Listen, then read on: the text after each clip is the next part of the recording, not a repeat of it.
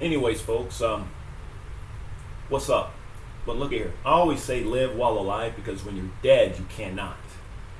And that being said, because I'm alive, I'm going to express myself. You owe it to yourself to express yourself. And like I said in an earlier video, just because someone wishes you gone or buried or whatever, it doesn't mean it's so. That's what I always emphasize. Live while you're alive. And if you got something to say it while you can.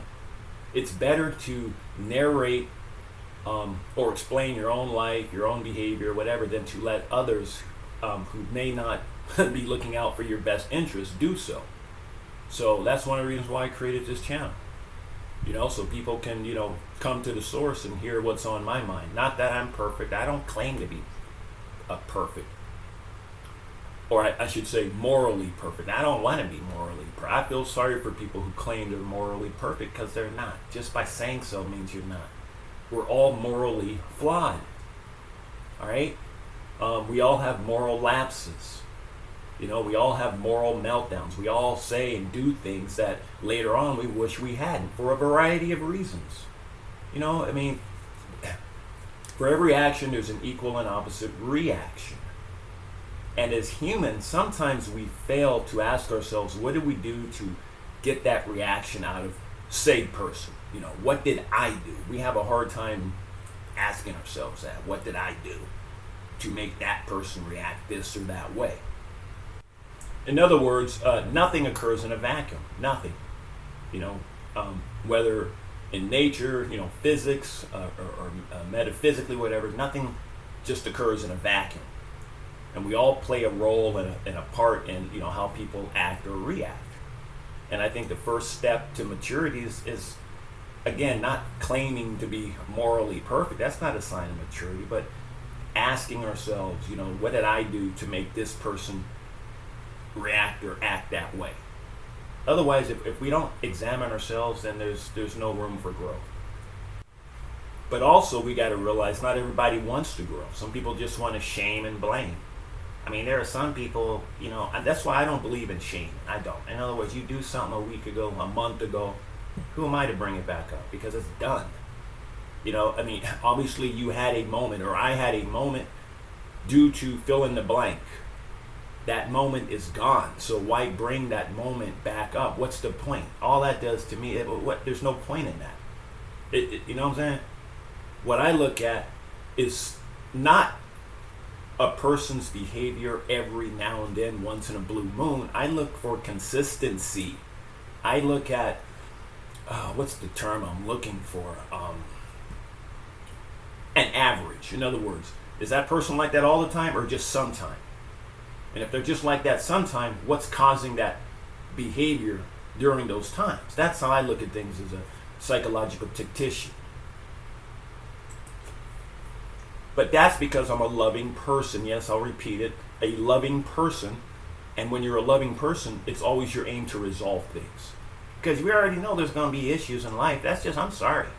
Even the best families have issues, relationship issues. Even, friends, movie stars, celebrities, everyone has issues. So to pretend that you're supposed to be, locked in some kind of relationship dynamic where issues never come up, again, that's being dishonest with oneself.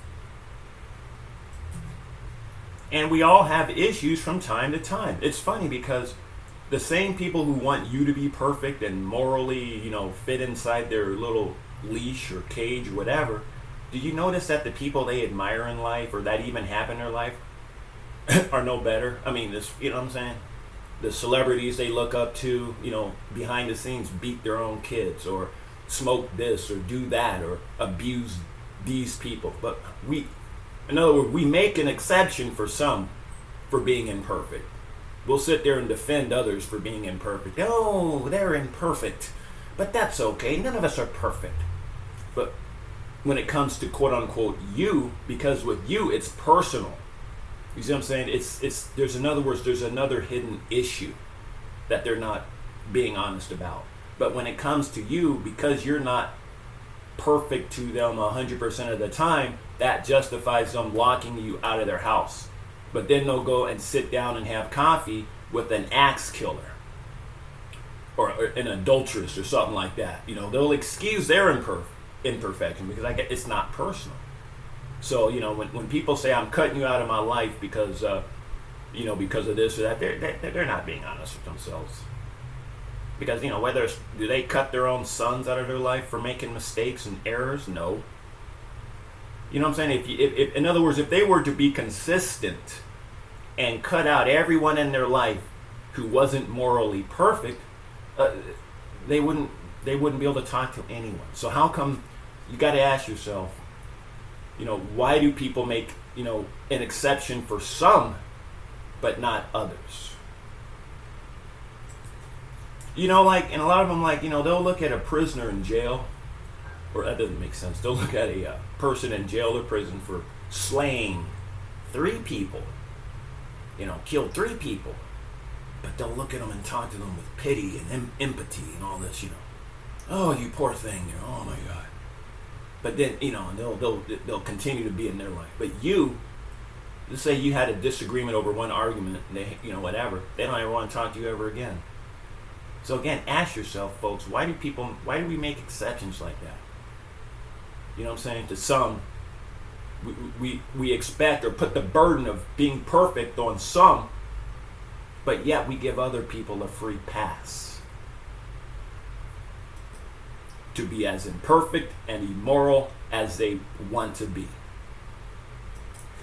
And let me wrap this down. I tend to ramble a lot. My dad was a professor. He rambled now, like Fidel Castro. He rambled on for hours.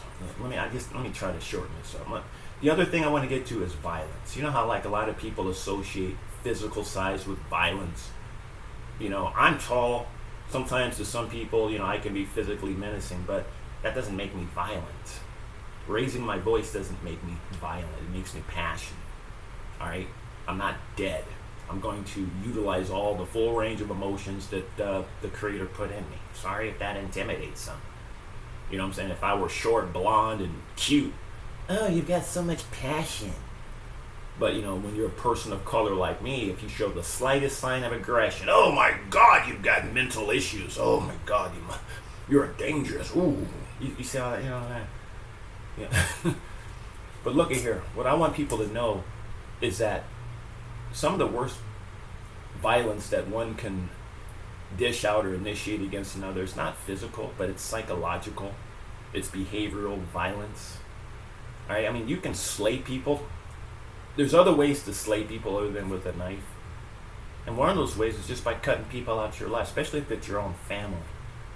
You know what I'm saying? Because what's the most precious thing we all have? It's life, being aware, being conscious, right? We're alive, man.